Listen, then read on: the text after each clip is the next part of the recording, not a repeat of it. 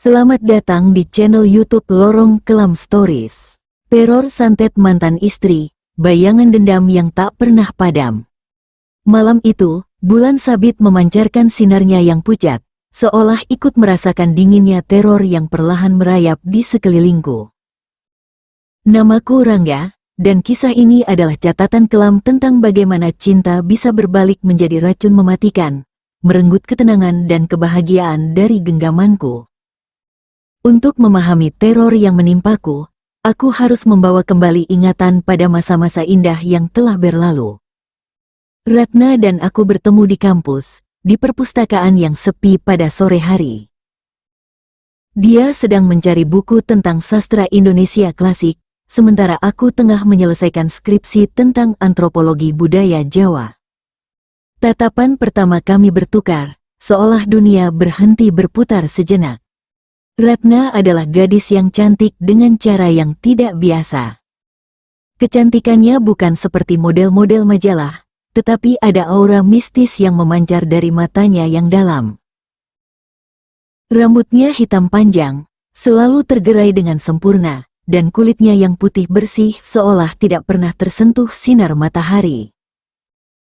Yang paling menarik adalah caranya berbicara, lembut, penuh makna, dan seringkali dengan kata-kata yang terdengar seperti puisi. "Kamu percaya pada takdir?" tanyanya suatu hari, ketika kami sedang duduk di bawah pohon beringin tua di belakang kampus. "Entahlah," jawabku sambil memandang daun-daun yang bergoyang tertiup angin. "Kenapa?" "Karena aku merasa pertemuan kita bukan kebetulan. Ada sesuatu yang menuntun kita untuk bertemu." Saat itu, aku menganggap ucapannya sebagai romantisme biasa. Namun, sekarang aku menyadari bahwa dalam kata-katanya selalu tersimpan makna yang lebih dalam, seolah dia memiliki kemampuan untuk melihat sesuatu yang tak bisa dilihat orang lain. Hubungan kami berkembang dengan sangat cepat. Dalam hitungan bulan, kami sudah tidak bisa dipisahkan. Ratna seolah menjadi candu bagiku. Setiap hari, aku rindu untuk melihat senyumnya, mendengar suaranya, dan merasakan kehangatan tangannya. Dia juga tampak sangat bergantung padaku, seolah aku adalah satu-satunya orang yang bisa memahami dunianya. Namun, ada hal-hal aneh yang mulai kuamati dari Ratna. Dia sangat tertutup tentang keluarganya. Ketika kutanya tentang orang tuanya, dia selalu mengalihkan pembicaraan. Rumahnya pun jarang kulihat, karena dia selalu bilang lebih suka bertemu di tempat-tempat umum. Dia juga memiliki kebiasaan-kebiasaan yang tidak biasa, seperti selalu memakai gelang-gelang dari batu-batu aneh, dan sering menggumamkan kata-kata dalam bahasa yang tidak kumengerti. "Itu mantra perlindungan," katanya suatu kali ketika kutanyakan tentang gumaman-gumaman itu. "Nenekku mengajarkannya padaku sejak kecil." "Mantra perlindungan dari apa?" "Dari energi-energi negatif yang selalu ada di sekitar kita." Saat itu, aku hanya menganggukkan kepala, meskipun dalam hati merasa sedikit aneh. Tapi cinta membuatku mengabaikan keanehan-keanehan itu. Setelah lulus kuliah, kami memutuskan untuk menikah. Pernikahan kami diselenggarakan secara sederhana, hanya dihadiri keluarga dekat dan teman-teman terdekat. Yang aneh, dari pihak Ratna, hanya ada seorang wanita tua yang dia panggil nenek. Wanita itu berkulit keriput, mata sayu, dan selalu memandangku dengan tatapan yang sulit diartikan. Sepanjang acara pernikahan, dia tidak banyak bicara, hanya mengamati dengan seksama setiap detail yang terjadi. "Nenek sepertinya tidak suka padaku," kataku pada Ratna setelah acara pernikahan. "Bukan tidak suka. Nenek hanya khawatir. Dia bisa merasakan hal-hal yang tidak bisa dirasakan orang lain." "Maksudmu?" "Nenek bilang, pernikahan kita akan menghadapi ujian yang sangat berat. Tapi dia juga bilang, kalau kita saling menjaga, semuanya akan baik-baik saja." Tahun-tahun pertama pernikahan kami memang terasa seperti dongeng. Kami tinggal di sebuah rumah kecil di pinggiran kota, dengan taman yang selalu dipenuhi bunga melati dan mawar. Ratna sangat telaten merawat tanaman-tanaman itu, bahkan dia sering berbicara dengan bunga-bunga tersebut seperti berbicara dengan teman. Tumbuhan punya jiwa, seperti kita, katanya suatu hari. Mereka bisa merasakan kasih sayang, dan mereka juga bisa memberikan energi positif untuk rumah kita. Ratna juga sangat perhatian padaku. Setiap pagi, dia selalu membuatkan sarapan dengan menu yang berbeda-beda. Malam hari, dia akan menyiapkan air hangat untuk mandiku, dan sering memijat bahuku yang pegal setelah seharian bekerja. Dia seperti istri yang sempurna, terlalu sempurna mungkin. Namun, seiring berjalannya waktu, aku mulai merasakan ada yang tidak beres. Ratna menjadi semakin posesif. Dia tidak suka jika aku pulang terlambat, bahkan jika itu karena urusan pekerjaan. Dia juga mulai curiga dengan setiap teman wanita yang kuceritakan, meskipun mereka hanya rekan kerja biasa. Aku tidak suka dia, kata Ratna suatu malam, setelah aku menceritakan tentang Sari, rekan kerjaku yang baru. Kenapa? Kamu bahkan belum pernah bertemu dengannya.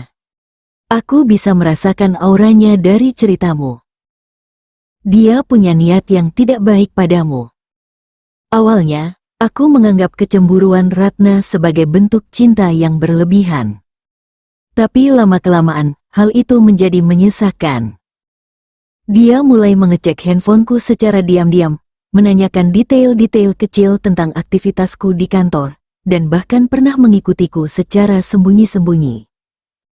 Puncaknya terjadi ketika ada acara gathering kantor. Aku meminta izin pada Ratna untuk menghadiri acara tersebut, tapi dia melarang dengan keras. Aku tidak mengizinkan kamu pergi ke acara itu, katanya dengan suara yang tidak biasa, lebih dingin dan menakutkan dari biasanya. Tapi ini urusan pekerjaan, sayang. Aku harus hadir. Kamu memilih pekerjaan atau memilih aku? Pertanyaan itu membuatku terdiam. Untuk pertama kalinya, aku melihat sisi gelap dari Ratna yang selama ini tersembunyi. Matanya memancarkan amarah yang membara, dan auranya berubah menjadi sangat menakutkan. Malam itu, kami bertengkar hebat. Ratna menuduhku sudah tidak mencintainya lagi, dan aku balik menuduhnya terlalu mengekang. Pertengkaran itu berlanjut sampai berhari-hari, dan suasana rumah menjadi sangat mencekam. Yang membuatku semakin was-was adalah kebiasaan aneh Ratna yang semakin meningkat. Dia sering bergumam dalam bahasa yang tidak ku mengerti, terutama saat dia sedang marah atau kesal. Dia juga mulai mengoleksi benda-benda aneh, seperti batu-batu dengan bentuk yang tidak biasa, akar-akar tanaman kering, dan botol-botol kecil berisi cairan yang tidak ku ketahui isinya. Untuk apa semua barang ini? Tanyaku suatu hari, saat menemukan sebuah kotak berisi benda-benda aneh tersebut. Untuk melindungi rumah kita dari energi negatif, jawabnya singkat. Tapi kenapa harus sebanyak ini? Karena energi negatif di sekitar kita semakin kuat. Aku bisa merasakannya. Semakin lama, aku semakin merasa tidak nyaman dengan perubahan yang terjadi pada Ratna. Dia yang dulunya ceria dan penuh kasih sayang, kini menjadi murung, curiga, dan sering marah tanpa alasan yang jelas. Bahkan cara dia menatapku pun berubah. Seolah aku adalah musuh yang harus diwaspadai. Titik balik terjadi ketika aku memutuskan untuk tetap menghadiri gathering kantor, meskipun Ratna melarang. Aku merasa harus mempertahankan profesionalitasku, dan tidak bisa terus-menerus tunduk pada kemauan Ratna yang semakin tidak masuk akal. Malam itu, setelah aku pulang dari acara, Aku mendapati Ratna sedang duduk di ruang tamu dengan wajah yang sangat menyeramkan. Di hadapannya tersusun berbagai macam benda aneh, lilin-lilin hitam, foto-fotoku, dan sesuatu yang terlihat seperti boneka kecil yang dibuat dari kain. "Apa yang kamu lakukan?" tanyaku dengan perasaan tidak enak. "Kamu sudah mengkhianati kepercayaanku, Rangga," katanya dengan suara yang sangat dingin. "Kamu lebih memilih orang lain daripada aku. Itu hanya urusan pekerjaan, Ratna. Jangan dramatis." "Dramatis?" Dia tertawa dengan suara yang mengerikan. "Kamu akan tahu apa artinya dramatis." Malam itu, untuk pertama kalinya dalam pernikahan kami, aku tidur di kamar tamu. Aku tidak bisa tidur nyenyak karena terus mendengar suara-suara aneh dari kamar utama. Seperti ada orang yang sedang mengucapkan mantra atau doa, tapi dengan nada yang sangat menakutkan. Sejak malam itu, hubungan kami benar-benar memburuk. Ratna menjadi semakin dingin dan tidak komunikatif. Dia sering menatapku dengan tatapan penuh kebencian, seolah aku adalah orang yang paling dibencinya di dunia ini. Percakapan kami hanya terbatas pada hal-hal yang sangat perlu, dan itu pun sering berakhir dengan pertengkaran. Aku mulai menghabiskan lebih banyak waktu di kantor, bukan hanya karena tugas pekerjaan, tapi karena aku merasa tidak nyaman berada di rumah. Suasana rumah yang dulunya hangat dan penuh cinta, kini terasa dingin dan mencekam. Bahkan tanaman-tanaman yang dulunya subur dan indah, kini mulai layu dan mati satu persatu. "Kenapa tanaman-tanaman ini mati?" tanyaku pada Ratna suatu hari. "Karena energi negatif di rumah ini sudah terlalu kuat," jawabnya tanpa mengangkat wajah dari buku yang sedang dibacanya. "Energi negatif dari mana?" "Dari pengkhianatan. Dari ketidakjujuran. Dari orang yang sudah tidak lagi setia pada janjinya." Kata-kata itu seperti pisau yang menusuk jantungku. Aku tahu dia sedang menyindirku, tapi aku tidak merasa melakukan pengkhianatan apapun. Yang kulakukan hanyalah mencoba mempertahankan profesionalitasku dan tidak menjadi suami yang terlalu dikekang. Keadaan semakin buruk ketika Ratna mulai menunjukkan perilaku yang benar-benar aneh. Dia sering berbicara sendiri, seolah sedang berbicara dengan seseorang yang tidak terlihat. Malam-malam, aku sering mendengar dia tertawa sendiri di kamar, dengan tawa yang sangat mengerikan. Dia juga mulai mengoleksi foto-fotoku, dan aku sering menemukan foto-foto tersebut ditusuk-tusuk dengan jarum atau dicoret-coret dengan tinta merah. "Ratna, kita perlu bicara," kataku suatu malam, setelah aku menemukan foto pernikahan kami yang dicoret-coret hingga tidak bisa dikenali lagi. "Bicara tentang apa?" tanyanya dengan suara yang sangat datar. "Tentang hubungan kita. Tentang apa yang sedang terjadi di antara kita. Tidak ada yang perlu dibicarakan. Semuanya sudah sangat jelas. Maksudmu, kamu sudah tidak mencintaiku lagi. Kamu sudah memilih untuk mengkhianati pernikahan kita. Itu tidak benar, Ratna. Aku masih mencintaimu, tapi..." "Tapi apa?" potongnya dengan tajam. "Tapi aku tidak bisa hidup seperti ini terus. Aku merasa seperti di penjara di rumah sendiri." Ratna terdiam sejenak, kemudian dia tertawa. Tawa yang sangat mengerikan. Tawa yang tidak pernah kudengar sebelumnya dari mulutnya. "Di penjara?" katanya sambil terus tertawa. "Kamu belum tahu apa artinya di penjara, Rangga.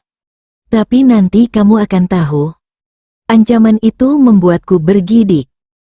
Ada sesuatu dalam cara Ratna mengucapkan kata-kata itu yang membuatku merasa sangat takut.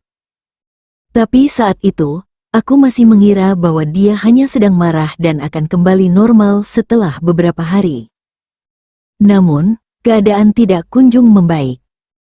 Bahkan, Perilaku Ratna semakin aneh dari hari ke hari.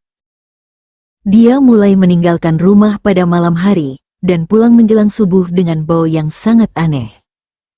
Ketika kutanya kemana dia pergi, dia hanya bilang menemui teman lama. Suatu malam, aku memutuskan untuk mengikutinya secara diam-diam. Ratna keluar rumah sekitar pukul 11 malam, dan aku mengikutinya dari jarak yang cukup jauh. Dia berjalan menuju daerah perkampungan yang agak terpencil, masuk ke sebuah rumah kecil yang tampak sangat tua dan seram. Dari jendela yang terbuka, aku bisa melihat ada beberapa orang di dalam rumah tersebut. Mereka sedang duduk melingkar, dengan berbagai macam benda aneh di tengah-tengah mereka. Ada asap kemenyan yang mengepul, lilin-lilin hitam yang menyala, dan suara-suara yang terdengar seperti mantra atau jampi-jampi. Aku tidak berani mendekat lebih jauh, karena takut ketahuan. Tapi dari yang bisa kulihat, sepertinya Ratna sedang mengikuti semacam ritual yang sangat aneh. Dia terlihat sangat serius, dan sesekali dia mengangkat tangannya ke atas, seolah sedang berdoa atau meminta sesuatu. Setelah sekitar 2 jam, Ratna keluar dari rumah tersebut. Wajahnya terlihat berbeda, seolah ada aura gelap yang menyelimutinya. Aku segera bergegas pulang sebelum dia, dan berpura-pura sedang tidur ketika dia tiba di rumah.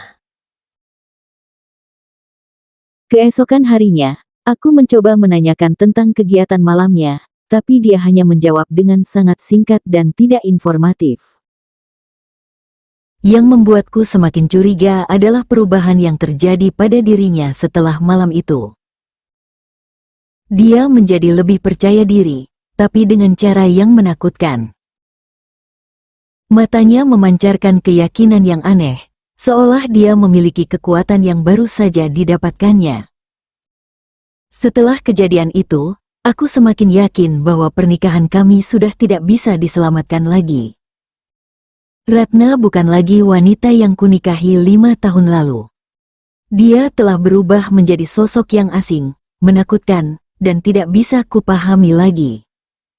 Aku mulai memikirkan kemungkinan untuk bercerai.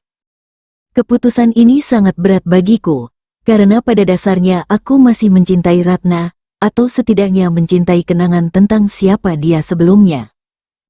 Tapi aku tidak bisa terus hidup dalam ketakutan dan tekanan psikologis yang terus-menerus. Aku mencoba untuk berbicara dengan Ratna tentang kemungkinan konseling pernikahan, atau setidaknya untuk mencari bantuan profesional. Tapi dia menolak mentah-mentah. Kita tidak butuh bantuan orang lain, katanya dengan nada yang sangat final. Masalah kita bisa diselesaikan sendiri, asalkan kamu mau kembali menjadi suami yang baik. Bagaimana caranya menjadi suami yang baik menurutmu, Ratna? Berhenti berteman dengan orang-orang yang ingin menghancurkan pernikahan kita. Berhenti mementingkan pekerjaan daripada keluarga. Dan yang paling penting, berhenti mengkhianati kepercayaanku. Aku tahu bahwa tuntutan-tuntutan itu tidak masuk akal. Dia ingin aku menjadi seseorang yang benar-benar tergantung padanya, tidak memiliki kehidupan sosial sendiri, dan tidak memiliki ambisi profesional. Itu bukan pernikahan yang sehat, melainkan bentuk kontrol yang sangat ekstrim. Setelah berpikir panjang, aku memutuskan untuk mengajukan gugatan cerai. Keputusan ini adalah yang paling sulit dalam hidupku. Tapi aku tahu bahwa ini adalah satu-satunya jalan untuk menyelamatkan diriku dari situasi yang semakin memburuk. Ketika aku menyampaikan keputusan ini pada Ratna, reaksinya sangat mengerikan. Dia tidak menangis atau berteriak seperti yang kubayangkan. Sebaliknya, dia hanya terdiam dengan tatapan yang sangat kosong, seolah jiwanya telah meninggalkan tubuhnya. Jadi kamu benar-benar ingin meninggalkanku? Tanyanya dengan suara yang sangat pelan. Aku tidak ingin, Ratna. Tapi aku tidak punya pilihan lain. Kita sudah tidak bahagia bersama. Tidak bahagia? Dia tertawa dengan tawa yang sangat menyeramkan. Kamu belum tahu apa artinya tidak bahagia, Rangga. Tapi nanti kamu akan tahu. Setelah percakapan itu, Ratna menjadi sangat pendiam. Dia tidak lagi marah atau bertengkar denganku. Sebaliknya, dia menjadi sangat kalem, tapi dengan cara yang sangat menakutkan. Dia sering menatapku dengan tatapan yang sangat tajam, seolah sedang merencanakan sesuatu yang sangat buruk. Proses perceraian berjalan cukup lancar secara hukum, karena Ratna tidak melakukan perlawanan yang berarti. Dia hadir di setiap sidang, tapi tidak pernah membantah atau mengajukan keberatan. Dia hanya duduk diam dengan tatapan yang sangat dingin, seolah sedang mengamati setiap detail yang terjadi. Yang membuatku merasa tidak enak adalah cara para pengacara dan pegawai pengadilan memandang Ratna. Mereka terlihat tidak nyaman dengan kehadirannya, seolah ada aura yang tidak menyenangkan yang memancar darinya. Bahkan hakim yang memimpin sidang pun terlihat sedikit gelisah ketika berbicara dengannya. Pada sidang terakhir, ketika keputusan perceraian telah dijatuhkan, Ratna mendekatiku. Kamu pikir dengan bercerai, kamu bisa bebas dariku? Bisiknya dengan suara yang sangat pelan, tapi cukup keras untuk ku dengar. Aku harap kita bisa berpisah dengan baik-baik, Ratna. Untuk kebaikan kita berdua. Tidak ada yang namanya berpisah dengan baik-baik dalam hidupku, Rangga. Kamu sudah membuat pilihan, dan sekarang kamu harus menanggung konsekuensinya. Maksudmu apa? Tapi dia hanya tersenyum dengan senyum yang sangat menyeramkan, kemudian berbalik dan meninggalkan ruang sidang. Itu adalah percakapan terakhir kami sebelum teror yang sebenarnya dimulai. Setelah perceraian resmi, aku pindah ke sebuah rumah kecil di daerah yang berbeda. Aku berharap dengan berpisah secara fisik dari Ratna, aku bisa memulai hidup yang baru dan melupakan semua kejadian buruk yang telah terjadi. Tapi ternyata, harapan itu hanya ilusi belaka. Awalnya, beberapa minggu pertama setelah pindah rumah, hidupku terasa cukup tenang. Aku mulai menikmati kebebasan yang telah lama kurindukan. Aku bisa pulang terlambat tanpa harus khawatir dengan kemarahan Ratna. Aku bisa berteman dengan siapa saja tanpa harus mendapat interogasi. Aku merasa seperti bisa bernapas lega setelah sekian lama merasa tercekik. Tapi ketenangan itu tidak bertahan lama. Teror dimulai dengan hal-hal kecil yang mudah diabaikan. Awalnya, hanya mimpi buruk yang menghantuiku. Dalam mimpi, Ratna sering muncul dengan sorot mata nyalang, bibirnya menyunggingkan senyum misterius yang membuat bulu kudukku meremang. Dia tidak berbicara banyak dalam mimpi-mimpi itu, tapi tatapannya saja sudah cukup untuk membuatku terbangun dengan keringat dingin. Lama-kelamaan, mimpi-mimpi itu menjadi semakin vivid dan menakutkan. Ratna mulai berbicara dalam mimpi-mimpi itu, dengan suara yang tidak seperti suara aslinya. Suaranya menjadi lebih dalam, lebih menakutkan, dan penuh dengan ancaman. Kau tak akan pernah bahagia, Rangga, bisiknya dalam salah satu mimpi yang paling mengerikan. Kebahagiaanmu akan kubakar abis.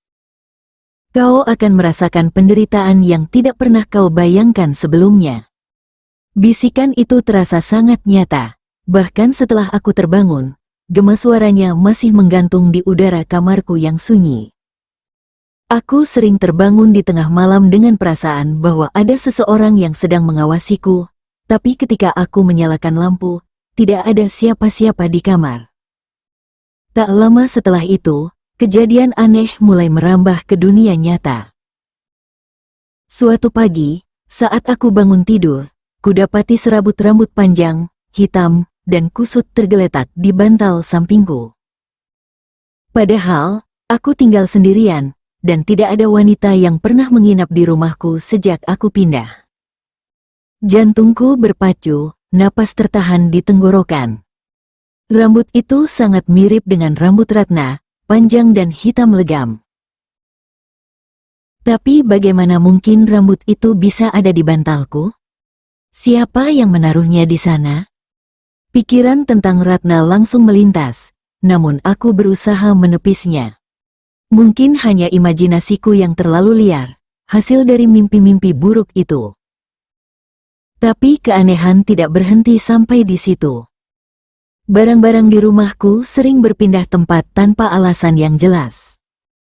Kunci mobil yang baru saja kuletakkan di meja, tiba-tiba lenyap dan kutemukan di tempat yang sangat aneh, seperti di dalam kulkas atau di bawah bantal sofa. Pintu lemari yang kukunci rapat, sering kudapati terbuka lebar ketika aku pulang kerja. Awalnya, aku mengira mungkin aku yang mulai pikun atau stres karena perceraian. Tapi kejadian-kejadian itu terjadi dengan frekuensi yang semakin sering, dan polanya tidak bisa dijelaskan dengan logika normal.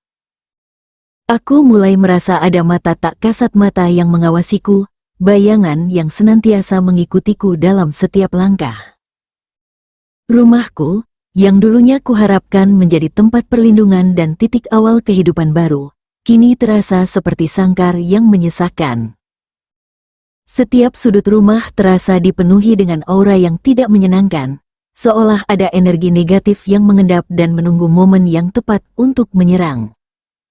Seiring berjalannya waktu, intensitas teror yang kualami semakin meningkat.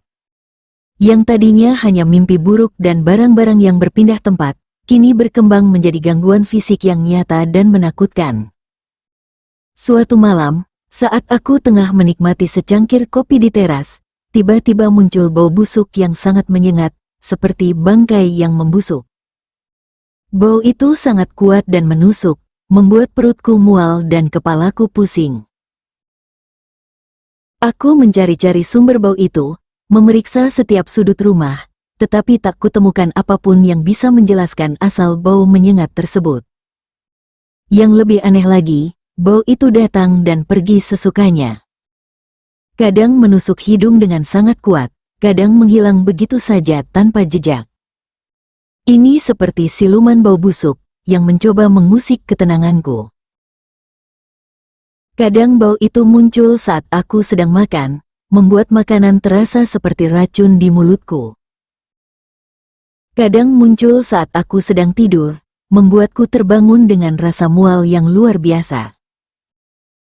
Selain bau busuk, aku juga mulai mendengar suara-suara aneh di rumah.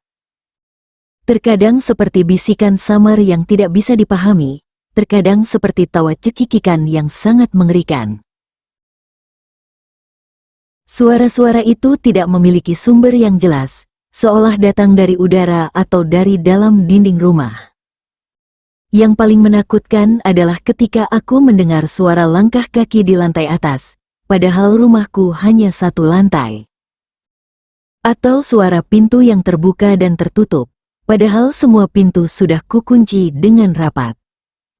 Suara-suara itu biasanya muncul pada malam hari, ketika aku sedang sendirian dan mencoba untuk beristirahat. Kesehatan fisikku pun mulai menurun secara drastis. Aku sering merasa lelah luar biasa, padahal tidak melakukan aktivitas berat. Seperti ada sesuatu yang mengisap energi dari tubuhku, membuatku merasa lemas dan tidak bertenaga. Kepalaku sering pusing dan mual, kadang disertai dengan nyeri yang sangat tajam, seperti ada yang menusuk-nusuk dari dalam. Perutku juga sering terasa sakit, seperti ada sesuatu yang menggerogoti dari dalam. Rasa sakitnya tidak seperti sakit perut biasa, tapi lebih seperti ada yang mencakar-cakar dinding perutku dari dalam. Kadang rasa sakit itu disertai dengan sensasi terbakar, membuat aku tidak bisa makan dengan normal.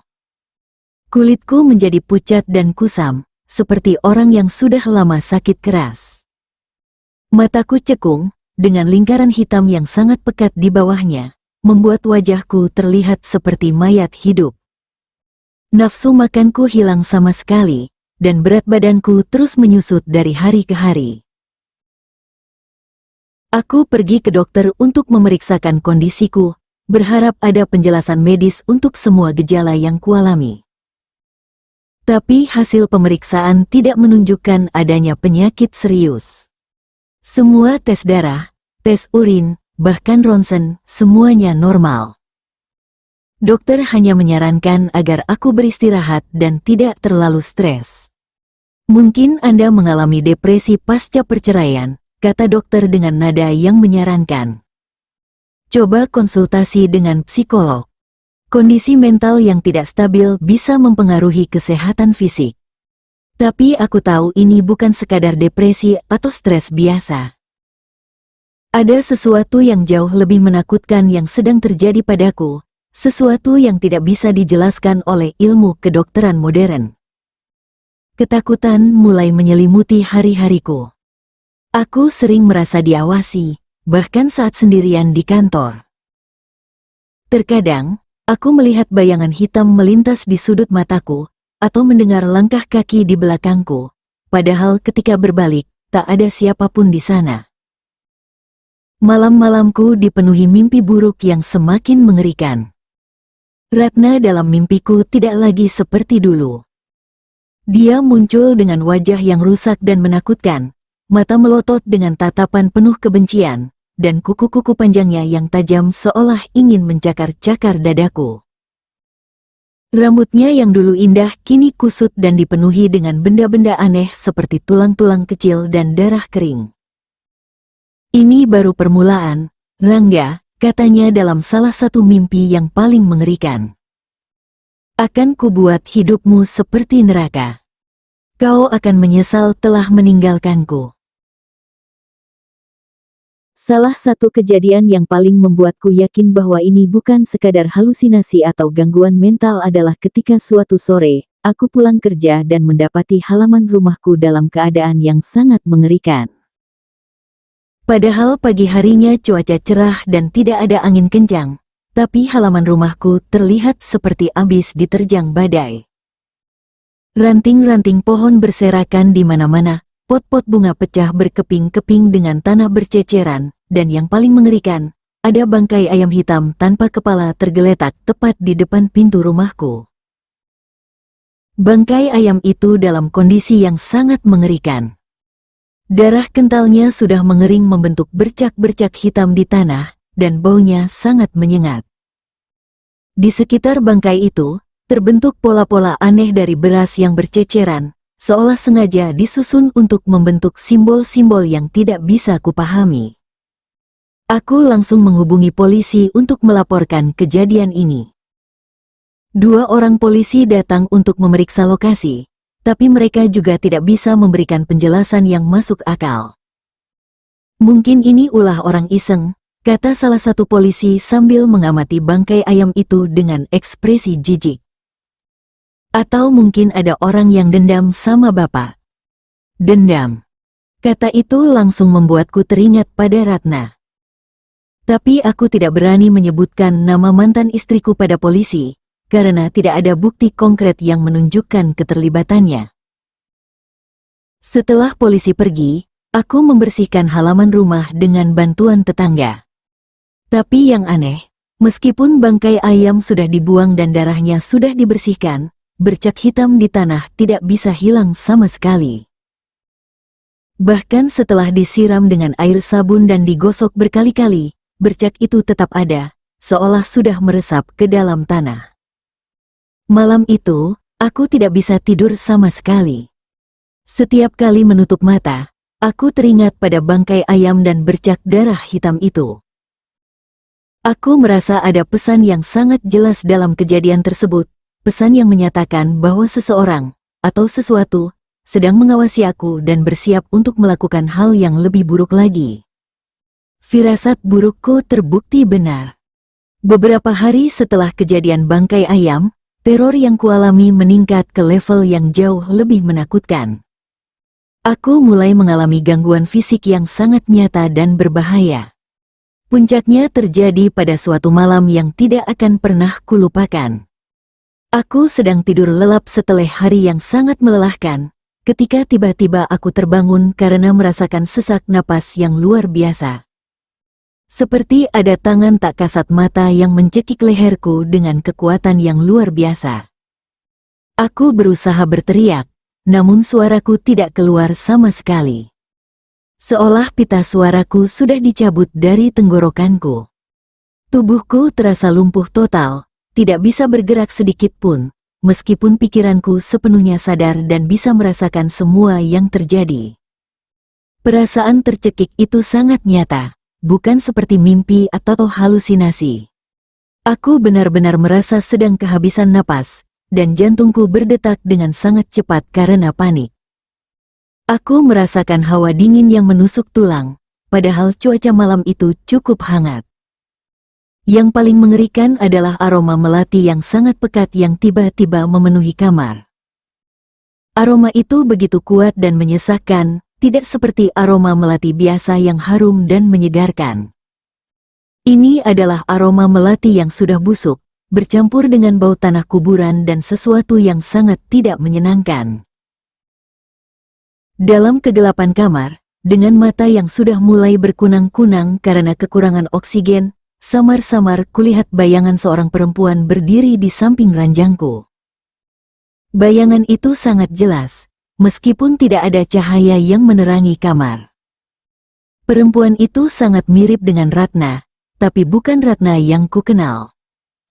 Ini adalah versi Ratna yang sudah berubah menjadi sesuatu yang sangat menakutkan. Wajahnya pucat seperti mayat, matanya melotot dengan tatapan yang penuh kebencian, dan bibirnya yang dulu selalu tersenyum manis kini menyeringai dengan sangat menyeramkan. Rambutnya yang dulu indah kini kusut dan bergerak-gerak sendiri, seolah ada angin yang bertiup khusus untuk rambut itu. Tubuhnya terlihat transparan, seperti hantu atau roh yang sedang menampakkan diri. Tapi kehadirannya terasa sangat nyata, sangat mengancam. Merasakan sakitnya sekarang, Rangga? Bisiknya dengan suara yang sangat berbeda dari suara asli Ratna. Suara ini lebih dalam, lebih menakutkan, dan penuh dengan kebencian yang membara. Aku meronta-ronta, berusaha melepaskan diri dari cekikan tak terlihat itu, tapi tubuhku sama sekali tidak bisa bergerak. Seperti ada kekuatan supernatural yang membekukan seluruh tubuhku. Ini baru permulaan, lanjutnya sambil tertawa cekikikan. Tawanya sangat mengerikan, seperti tawa setan yang sedang menikmati penderitaan korbannya. Aku akan membuatmu merasakan semua rasa sakit yang telah kau berikan padaku. Pengkhianatan, pengkhianatan, dan lagi pengkhianatan. Cekikannya semakin kuat, dan aku merasa kesadaranku mulai memudar. Pandanganku semakin kabur, dan aku merasa seperti sedang tenggelam ke dalam kegelapan yang sangat dalam. Aku pikir aku akan mati malam itu, tercekik oleh dendam mantan istriku sendiri. Tapi tiba-tiba, entah karena apa, cekikan itu menghilang. Aku bisa bernapas lagi, dan tubuhku bisa bergerak. Aku langsung bangkit dan menyalakan lampu kamar, tapi bayangan perempuan itu sudah tidak ada lagi. Yang tersisa hanya aroma melati busuk yang masih menggantung di udara. Ketika aku terbangun penuh, matahari sudah menembus celah jendela. Tubuhku basah oleh keringat dingin, dan dadaku masih terasa sesak. Di leherku, ada bekas-bekas merah seperti bekas cekikan tangan, yang menjadi bukti bahwa kejadian malam itu bukan sekadar mimpi buruk. Setelah kejadian mencekam malam itu, aku tahu bahwa aku tidak bisa menghadapi teror ini sendirian. Aku harus mencari bantuan, meskipun aku tidak yakin bantuan seperti apa yang bisa menyelesaikan masalah supernatural seperti ini. Pertama-tama, aku mencoba mencari tahu tentang Ratna dari teman-teman lamanya. Aku menghubungi beberapa teman kampus dan teman kerja Ratna, berharap bisa mendapat informasi tentang apa yang sedang dia lakukan setelah perceraian kami. Dari Sinta, salah satu teman dekat Ratna di kampus, aku mendapat informasi yang sangat mengejutkan. Ternyata, setelah perceraian kami, Ratna memang berubah drastis. Dia menjadi lebih pendiam dan tertutup, sangat berbeda dari Ratna yang ceria dan ramah yang dulu kami kenal. Ratna sekarang seperti orang lain, kata Sinta dengan nada prihatin ketika kami bertemu di sebuah kafe. Dia jarang keluar rumah, jarang bersosialisasi. Kalau ketemu pun, dia seperti...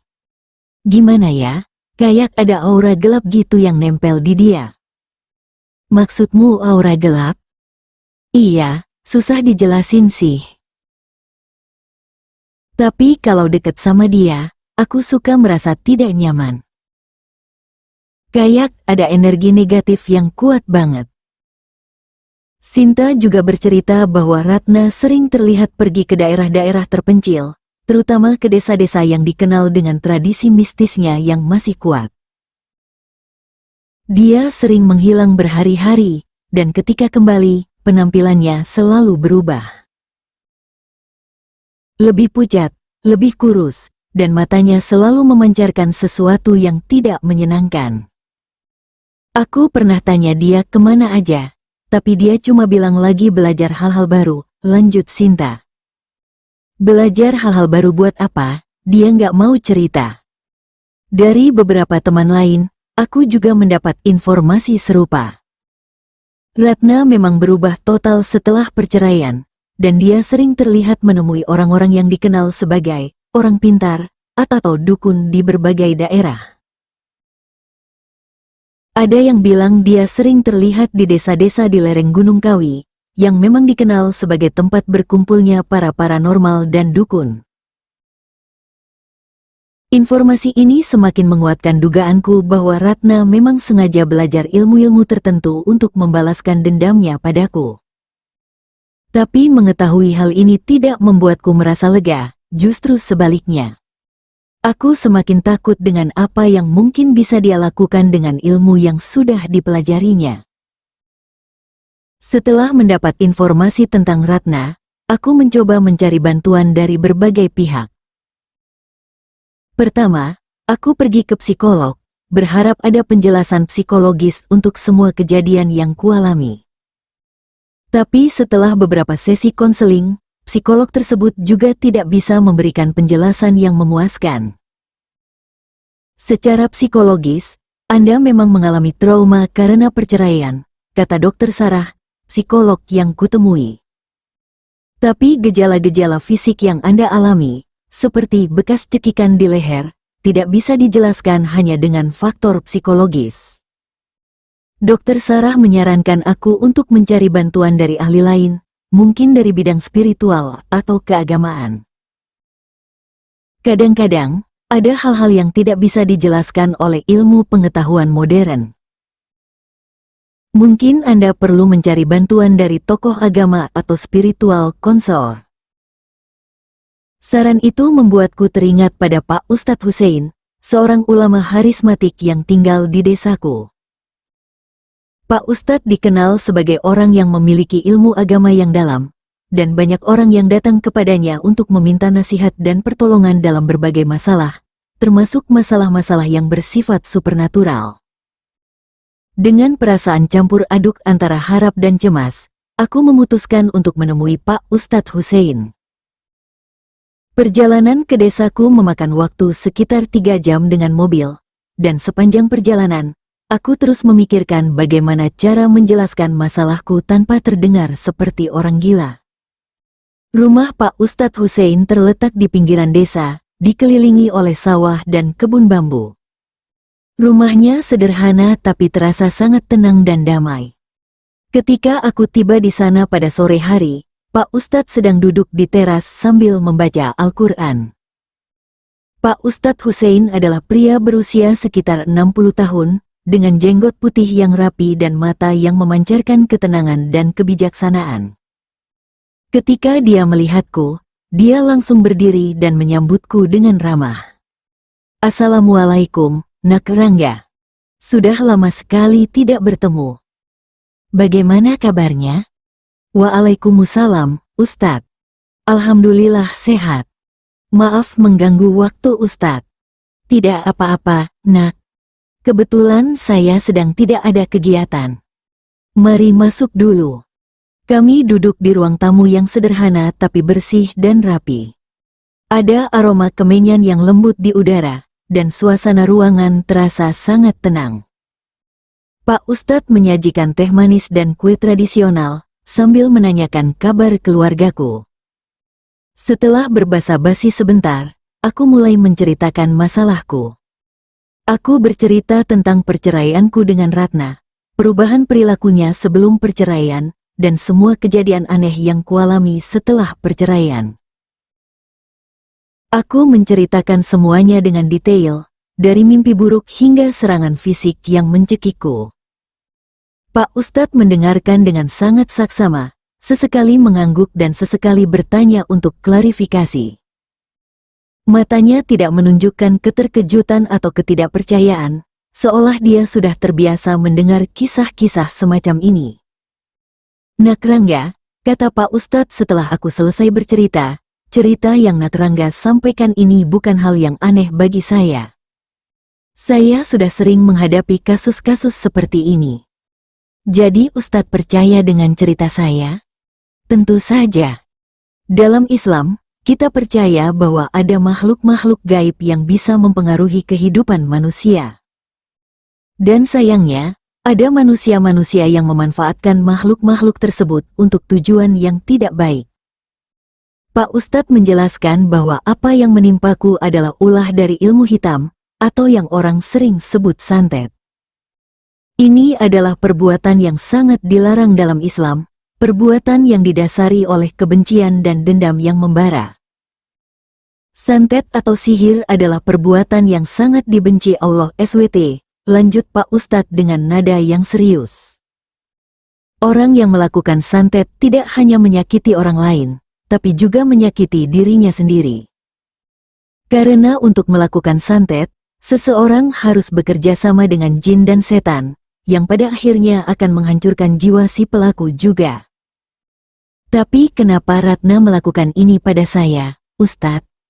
Bukankah dia juga akan merasakan akibatnya? Pak Ustadz menghela napas panjang. Dendam, Nak. Dendam adalah api yang melahap hati dan pikiran. Ketika seseorang sudah dikuasai oleh dendam, dia tidak lagi bisa berpikir jernih. Yang ada di pikirannya hanya keinginan untuk membalas, meskipun harus mengorbankan dirinya sendiri. Pak Ustadz menjelaskan bahwa Ratna mungkin merasa sangat terluka dan terhianati karena perceraian, sehingga dia mencari jalan pintas untuk membalas rasa sakitnya. Dia mungkin pergi ke dukun-dukun untuk belajar ilmu hitam, dengan harapan bisa membuat hidupku menderita. Tapi yang dia tidak sadari adalah, ilmu hitam itu seperti api. Siapa yang memainkan api, dia sendiri yang akan terbakar duluan. Setelah menjelaskan tentang sifat dan bahaya santet, Pak Ustadz mulai menjelaskan proses penyembuhan yang harus kulakukan. Dia menekankan bahwa melawan ilmu hitam tidak bisa dilakukan dengan kekuatan manusia biasa, tapi harus dengan pertolongan Allah SWT. Yang terpenting sekarang adalah Nak Rangga harus memperkuat iman, kata Pak Ustadz dengan nada yang penuh keyakinan. Iman adalah benteng terkuat melawan segala macam kejahatan, baik yang terlihat maupun yang tidak terlihat. Pak Ustadz memberiku serangkaian amalan yang harus kulakukan setiap hari. Pertama, aku harus sholat 5 waktu dengan khusyuk dan tepat waktu. Kedua, aku harus memperbanyak membaca Al-Quran, terutama surat-surat yang memiliki kekuatan untuk mengusir gangguan jin dan setan, seperti surat Al-Fatihah, ayat kursi, surat Al-Ikhlas, surat Al-Falaq, dan surat Anas. Bacalah ayat-ayat ini setiap selesai sholat, dan bacalah juga sebelum tidur, instruksi Pak Ustadz. Ayat-ayat ini adalah benteng perlindungan yang sangat kuat. Selain itu, aku juga diminta untuk melakukan sholat tahajud setiap malam, berdoa memohon perlindungan dan pertolongan Allah. Pak Ustadz juga menyarankan aku untuk berpuasa sunnah, terutama puasa Senin Kamis, dan memperbanyak sedekah. Puasa dan sedekah adalah amalan yang sangat disukai Allah, jelasnya. Dengan berpuasa, kita membersihkan jiwa dari kotoran-kotoran duniawi. Dengan bersedekah, kita menunjukkan kepedulian pada sesama dan memohon ridho Allah. Pak Ustadz juga memberiku air yang telah dibacakan ayat-ayat Al-Quran. Air ini harus kuminum setiap hari, dan juga bisa digunakan untuk mandi atau memercikkan ke seluruh rumah sebagai perlindungan. Air yang telah dibacakan Al-Quran memiliki kekuatan spiritual yang sangat besar, katanya sambil memberiku sebotol air dalam botol kaca. Insya Allah, air ini akan membantu membersihkan tubuh Nakarangga dari pengaruh negatif yang sudah terlanjur masuk. Setelah memberikan instruksi-instruksi tersebut, Pak Ustadz berkata bahwa dia akan datang ke rumahku untuk melakukan ruqyah. Ruqyah adalah terapi penyembuhan dengan menggunakan ayat-ayat Al-Quran, yang khusus digunakan untuk mengobati gangguan jin dan sihir. Ruqyah harus dilakukan secara berkala sampai gangguan tersebut benar-benar hilang, jelasnya. Proses ini mungkin akan memakan waktu beberapa minggu atau bahkan beberapa bulan, tergantung seberapa kuat santet yang dikirimkan. Keesokan harinya, Pak Ustadz datang ke rumahku untuk melakukan ruqyah yang pertama. Dia datang bersama dengan 2 orang santrinya, membawa Al-Quran, minyak zaitun, dan beberapa botol air zam-zam. Sebelum memulai ruqyah, Pak Ustadz terlebih dahulu memeriksa kondisi rumahku. Dia berjalan ke setiap sudut rumah, sambil membaca ayat-ayat Al-Quran dengan suara pelan. Di beberapa tempat, dia berhenti lebih lama dan membaca ayat-ayat dengan lebih intensif. Rumah ini memang sudah terkontaminasi dengan energi negatif yang sangat kuat, katanya setelah selesai memeriksa seluruh rumah. Tapi dengan izin Allah, insya Allah semuanya bisa dibersihkan. Proses ruqyah dimulai dengan membaca ayat-ayat pembuka, kemudian dilanjutkan dengan ayat-ayat yang khusus untuk mengusir jin dan setan. Pak Ustadz membaca dengan suara yang merdu tapi penuh kekuatan, dan aku bisa merasakan ada perubahan energi di dalam rumah. Ketika Pak Ustadz mulai membaca ayat-ayat inti ruqyah, aku merasakan sensasi yang sangat aneh di dalam tubuhku. Perutku mulai mual, kepalaku pusing, dan aku merasa ada sesuatu yang bergerak-gerak di dalam dadaku. Sensasi itu semakin kuat ketika Pak Ustadz meletakkan tangannya di kepalaku sambil terus membaca ayat-ayat Al-Quran. Bismillahirrahmanirrahim. Suara Pak Ustadz terdengar sangat jelas dan penuh wibawa. Auzubillahi minasyaitonir rajim. Tiba-tiba, aku merasa sangat ingin muntah. Aku berlari ke kamar mandi dan mengeluarkan sesuatu yang sangat aneh. Bukan makanan yang kukeluarkan, tapi cairan kental berwarna hitam dengan bau yang sangat busuk. Di dalam cairan itu, ada benda-benda aneh seperti helai rambut, potongan kuku, dan sesuatu yang terlihat seperti tulang-tulang kecil. Setelah muntah, aku merasa sedikit lega, meskipun tubuhku masih lemas. Pak Ustadz mengatakan bahwa ini adalah reaksi normal dalam proses ruqyah, dan itu adalah tanda bahwa pengobatan mulai bekerja. Apa yang Nakarangga keluarkan tadi adalah sebagian dari benda-benda yang telah dimasukkan ke dalam tubuh Nakarangga melalui santet, jelasnya. Masih ada lagi yang harus dikeluarkan, jadi proses ruqyah harus dilanjutkan. Selama beberapa minggu berikutnya, Pak Ustadz datang ke rumahku setiap 3 hari sekali untuk melakukan ruqyah. Setiap sesi ruqyah, aku selalu mengeluarkan benda-benda aneh yang semakin lama semakin banyak. Kadang berupa cairan hitam, kadang berupa rambut dan kuku, dan kadang berupa benda-benda yang tidak bisa kuidentifikasi. Proses penyembuhan ini tidak berjalan mulus. Ada kalanya, teror yang kualami justru semakin intensif setelah ruqyah. Pak Ustadz menjelaskan bahwa ini adalah reaksi perlawanan dari jin-jin yang sudah terlanjur bersarang di tubuh dan rumahku. Jin-jin itu tidak mau pergi dengan mudah, katanya. Mereka akan melakukan perlawanan sebelum akhirnya menyerah dan pergi. Perlawanan itu terlihat dari berbagai kejadian aneh yang semakin sering terjadi. Barang-barang di rumah sering jatuh sendiri, pintu-pintu sering terbanting keras, dan aku sering mendengar suara-suara yang sangat mengerikan di malam hari. Bahkan, beberapa kali aku melihat bayangan-bayangan hitam yang bergerak-gerak di dalam rumah. Tapi yang paling menakutkan adalah mimpi-mimpiku yang semakin mengerikan. Ratna dalam mimpi menjadi semakin ganas dan menakutkan. Dia tidak lagi hanya mengancam, tapi mulai menyerang secara fisik dalam mimpi. Aku sering terbangun dengan tubuh yang penuh luka-luka, meskipun luka-luka itu biasanya hilang setelah beberapa jam. Ini adalah masa-masa yang paling berat dalam proses penyembuhan, kata Pak Ustadz ketika ku ceritakan tentang intensitas serangan yang semakin meningkat. Tapi jangan menyerah, nak. Ini adalah tanda bahwa kita sudah mendekati kemenangan. Pak Ustadz menyarankan aku untuk sementara waktu tidak tidur sendirian di rumah.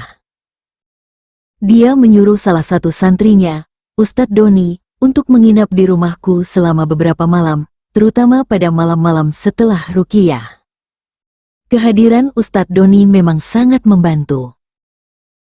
Dia adalah pemuda yang taat beragama dan memiliki pengetahuan yang cukup dalam tentang cara menghadapi gangguan jin. Setiap malam, dia selalu membaca Al-Quran sampai larut, dan suaranya yang merdu membuat suasana rumah menjadi lebih tenang. Alhamdulillah, setelah Ustadz Doni tinggal di sini, gangguan-gangguan itu mulai berkurang, kataku pada Pak Ustadz setelah seminggu Ustadz Doni menginap di rumahku.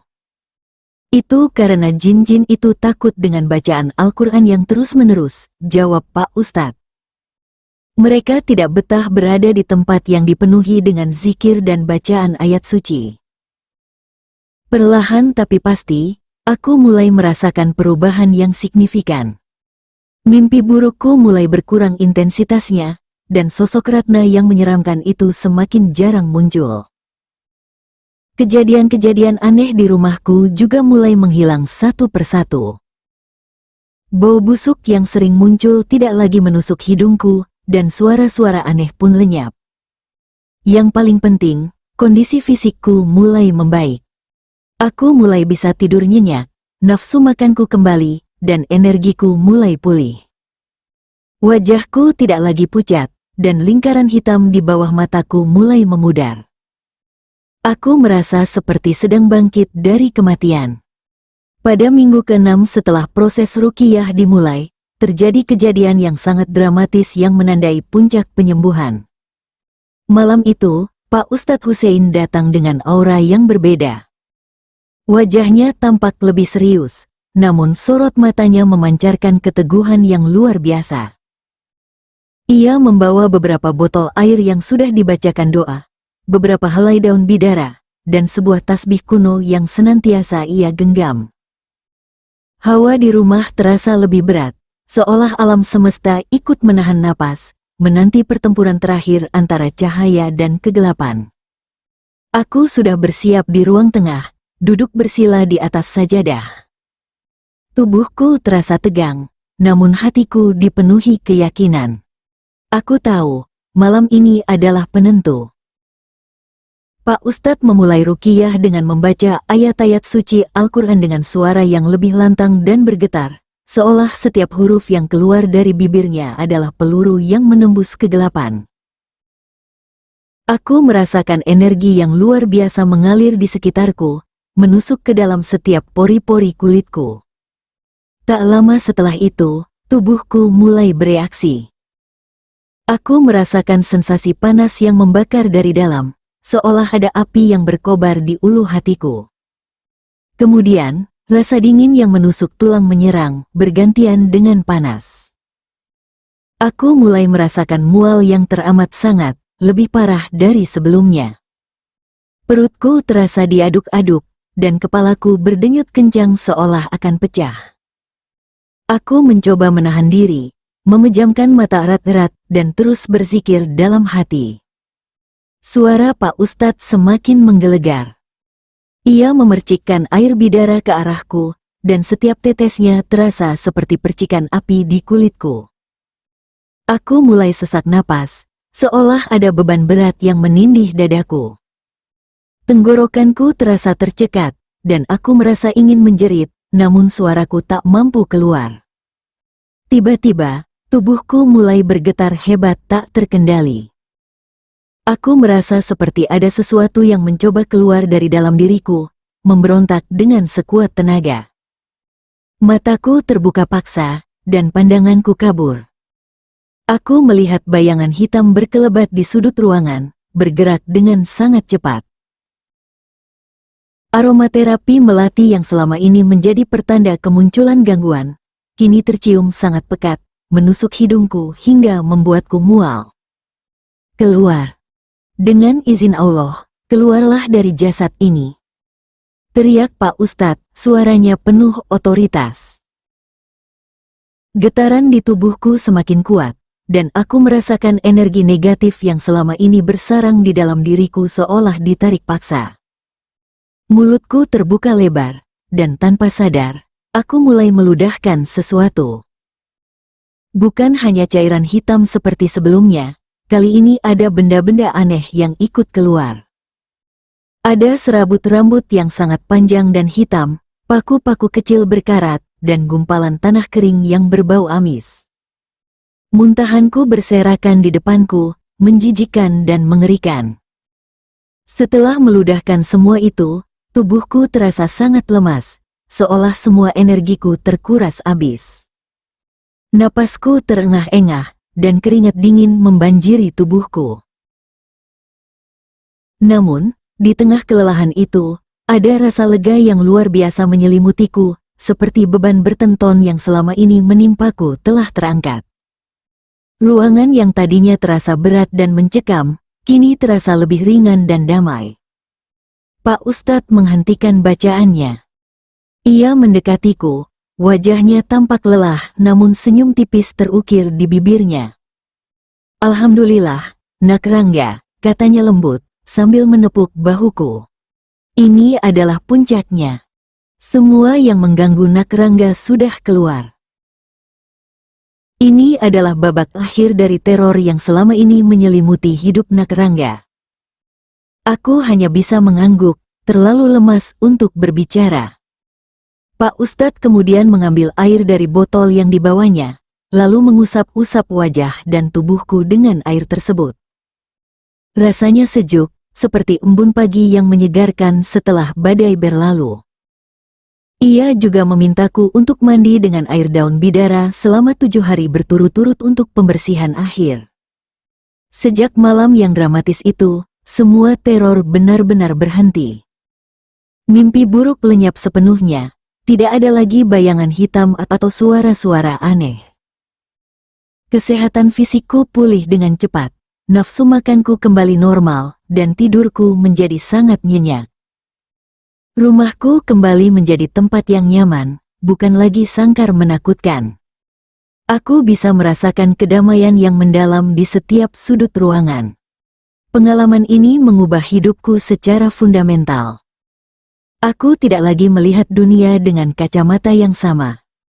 Aku menjadi pribadi yang lebih bersyukur, lebih mendekatkan diri kepada Allah SWT, dan lebih memahami arti pentingnya memaafkan. Dendam memang bisa menjadi racun mematikan, tidak hanya bagi orang yang didendami, tetapi juga bagi orang yang mendendam. Aku memaafkan Ratna, bukan berarti aku melupakan apa yang terjadi, tetapi karena aku memilih untuk tidak membiarkan dendam menggerogoti jiwaku lagi. Pagi itu, mentari bersinar cerah, menembus celah-celah tirai kamarku. Sinarnya terasa hangat, seperti sentuhan lembut yang menghapus sisa-sisa kegelapan. Aku terbangun dengan perasaan ringan, seolah beban bertahun-tahun telah terangkat dari pundakku. Tidak ada lagi bayangan gelap, tidak ada lagi bisikan menyesakkan. Hanya ada kedamaian yang mengisi setiap sudut jiwa. Setelah insiden dramatis di malam puncak Ruqyah, hidupku berubah drastis. Tubuhku yang dulu kurus dan lesu, kini kembali bugar. Pipiku merona, dan mataku tak lagi cekung. Aku bisa tidur nyenyak, tanpa dihantui mimpi buruk. Bahkan, aku merasa lebih berenergi dari sebelumnya, seolah terlahir kembali. Ini seperti mekarnya bunga setelah badai gurun, sebuah keajaiban yang nyata. Hubunganku dengan Pak Ustadz Hussein semakin erat.